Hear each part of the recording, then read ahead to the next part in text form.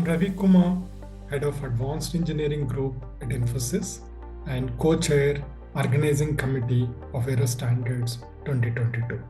Aerostandards 2022 is an international workshop, and this year the event is focused on unmanned aircraft systems standards.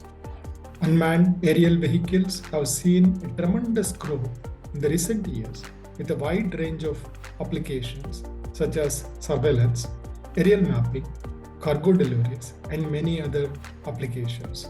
The market for unmanned aerial vehicles is growing exponentially and is influencing many global industries and policymakers. The broader objectives of Aerostandards 2022 are to create awareness in the aerospace standardization activities, provide opportunity to work on various aerospace standards committees, develop competency in global standards development, integrate and connect with one global aerospace community.